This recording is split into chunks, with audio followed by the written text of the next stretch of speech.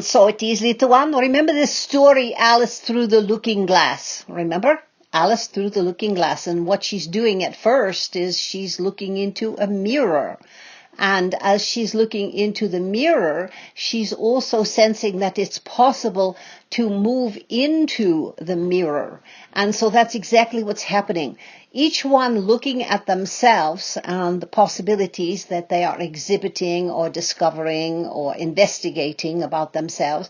Each time one does that, it is as though you move deeper into the looking glass, and that means that you're not only looking at yourself in the looking glass, but you're looking at what is united in your karmic body, what has come together, because there's so many layers for this physicality. You have many subtle bodies that are invisible to their eyeball, but you have many other layers that are becoming ethereal and also showing themselves quite purposefully at this point in time. And a lot of that magnifies itself right into the physical body. And so when there are magnifications of we don't like this word issues, but magnifications of the evidence or magnification of the collected karmic patterns, then it is that it will vibrate into a densification, which means the body. All right, so your body is going to have lots of different ways in which it can mirror that. Tiredness is one thing that happens when little ones, of course, are not sleeping well during the night, but it's also that part of self that is fearful. If one is finding themselves tired, it is as though they would rather go to sleep on this world, go to sleep on what is, than be faced with another assault. And that's exactly how it's feeling to most people at this point in time, as though they're being assaulted. And assaulted, of course, would come from an outer level. So that's a misinterpretation, a misperception. No one is being assaulted. It is as though there is information flying around everywhere. And it's like a catcher's mitt. If you have the mitt and you have the impulse, you stick your hand up, you're going to catch that soft ball or that hard ball right from wherever it's coming. You stick your hand up and you catch it because it interests you. So whatever you're interested in, and we're not just saying your physical, mental, or emotional bodies, we're talking about the unconscious. Whatever there is an interest or a hook, a way in which you are coming into awareness of an aspect of yourself or an aspect of the reality that has been uncomfortable, has been problematic, has been gluey, it's going to make itself known, and you're going to feel a little stuck, and therefore the tiredness will increase during that period of time. What to do with that? It means that as you realize that you're going between the worlds, there's absolute opportunity to use that waves of your brain between the worlds to move into an observation, right? And you're becoming your own observer. And it can happen quite easily. It's that state between waking and sleeping. But staying conscious during that state between waking and sleeping is very difficult for a lot of people. But if you really become awake and say, I'm going to stay in the observation of my waking, sleeping transition, you'll realize that there are states of consciousness that have collected that are much more accessible to you when you're moving between the worlds, all right? So accessing that. So it's as though you want to stick up your catcher's mitt or, your butterfly net and catch what it is that's moving through. Very difficult, because most of all, that is the place where you have not finished the clarification to yourself, and there's misunderstandings, there's limitations, and above all, fear. And then below the fear is also the anger, the resentment, the rest of the destabilizing activities. So don't discount your need to close your eyes and just stop for a minute, because you can absolutely access that activity of yourself. It isn't as though you're thinking, all right? So sometimes if you're coming into a situation and someone asks you a question and you haven't got the answer coming up really smoothly right away, you close your eyes, you are feeling internally, and that's to find an answer. But if you soften all of that, you can allow whatever information is in conflict object or whatever blockages that are in the information. May even be a color, maybe a shape, it may be a smell, it may be anything at all that is moving through your consciousness. And that's what happens when little ones are having, when you can't train your mind, when your mind is always taking you down that proverbial rabbit hole. It is because there are chains of consciousness that are unconscious to your everyday waking mind that are linked together, and that the resonance takes you deeper and deeper or off to the sidelines. All right, you're playing the game in the middle, you're headed down the center of the field, and something's going to take you off to the sidelines. It can even be a little bit of trash blowing through the field. You know, it's the way in which the mind has its own program going on, which has nothing to do with who you really are. All right, so we're having this conversation again.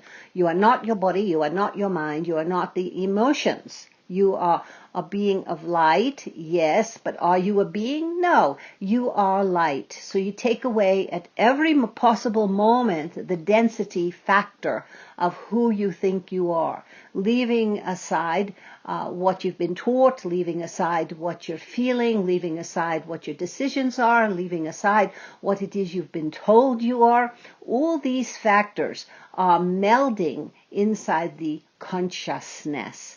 And that consciousness is what makes up the aura, all right? So the aura is energetic, and you're familiar with the stages of the aura for sure. And you end up having a movement, which movement is time. Movement is in time and space. If you have meditated and you absolutely can pause your breath for, 30 seconds, 60 seconds, there is no movement in time. So you'll come back from that meditation and you'll feel to yourself as though, wow, where did I go? What happened? Did any time pass? Oh, so much time passed. There's no relationship to time when you're having this meditative experience. And giving yourself permission to go into that state of consciousness that is absent from time is a great amount of determination at first, because the mind wants to be able to move about. It's like your body right now. You have all these restrictions, all these things on the planet, all these things people are saying, all these fears that are happening, and you'd rather be able to move about freely. Well, guess what? When your physical body can't go in the direction that you want to go in, your mind gets absolutely more active. It gets more physically agitated. All right, so the agitation is more movement. And as you're having more movement in the mind, also the parts of the body that may have, discomfort in them, they may show themselves even stronger.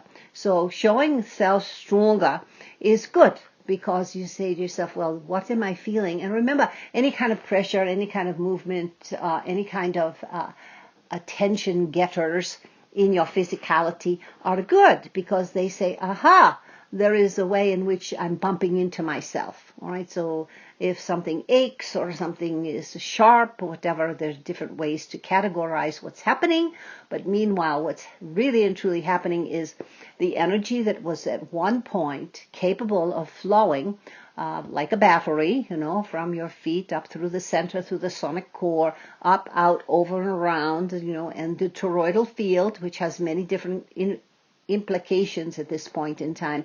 There's a lot of research and study going on for the toroidal field, for the planet, for the person, for animal, for whatever. And so you're giving yourself a self-induced, it's like an electric shock. When you say to your mind, no, what happened? You say that to the dog, to the cat, to the child, the giraffe. No. And there's, for a split second, there's a caught attention. And that can be like an electric shock which sends a new message through the nervous system. So paying attention to where your mind is going is a very good practice so that you can say no. All right, it's like that we sometimes say wayward pony, they tie the pony up, the pony wants to go someplace else. The dog, the cat, whatever. Yourself, your mind, no. And what happens in that no moment is that everything basically stops. And then comes no, and then there's the argument. But in that stop spot is exactly where you can have the beginning of a new breath and a new cycle. So this whole world that you're experiencing on the physical plane is about cycles, all right? It's about, say, day and night, being born and dying. Those are the bigger cycles, and you can use those in order to say to yourself, this is, no, I'm not going to be in opposition to my thought patterns the way I was yesterday, or no, I'm not going to think about that now, or no. And it just plain no. It's got a big energy to it, that word no. Children, they receive that word so often when they are very small. No. Well, it stops them in the moment, but it also stops the person that is saying no. When you look at the O sound, and it is a n is negative, all right? Then it's a n. Use that sound, and you can see that you put pressure on the roof of the mouth, and you're pushing energy back up out through the nasal passage.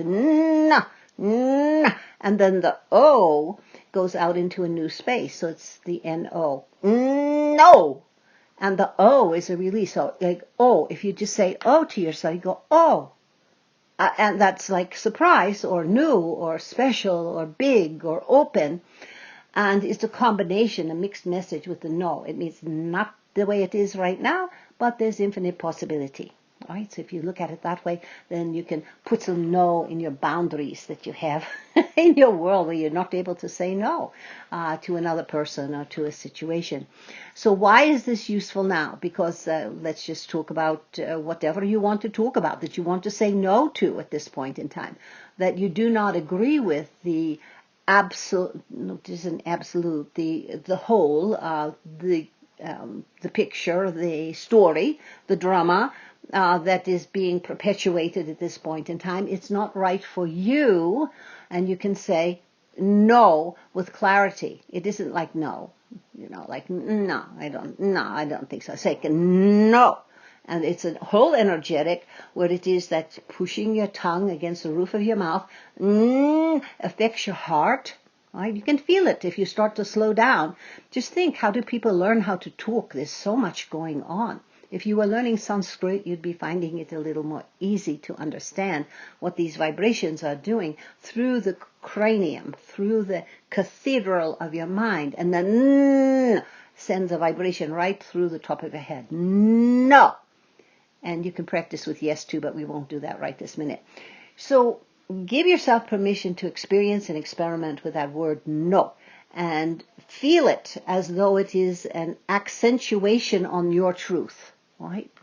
And the word that is no, that is not an accentuation of truth, would be something where you toss it aside or you don't want to deal with it. But if you're in absolute truth, you're in absolute autonomy with yourself, then it is the no really resonates and it opens your heart chakra.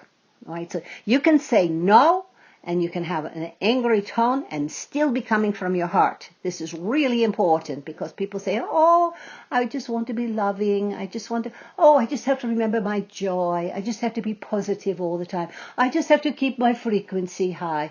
We say, forget that. Be authentic and experience yourself in the entirety of your expression in the moment, all right? Because you won't be let down by your intuition. You won't be let down by that internal guidance that's the truth of you.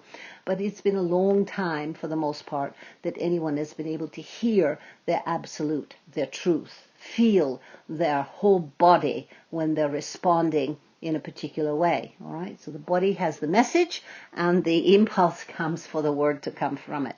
Right, so impulse come from body first, yes, because remember how many receptors are on this physicality? Millions! They're taking in information all the time. And some of it is not a big problem, and some of it's really something you want to have resistance to. But meanwhile, it's a busy computer board that's happening for the body. But the response is in the body first. It's not in your mind, all right? So you have this no.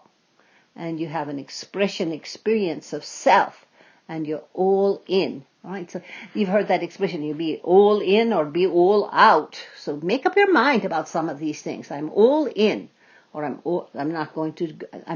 out, or don't make excuse, I'm not going to, but maybe not right now, whatever, blah, blah, blah. It's a way in which you can make a decision for yourself, and that gives you clarity, and it gives you a state of grace, is more capable of finding you if you're clear on what it is you stand for, right?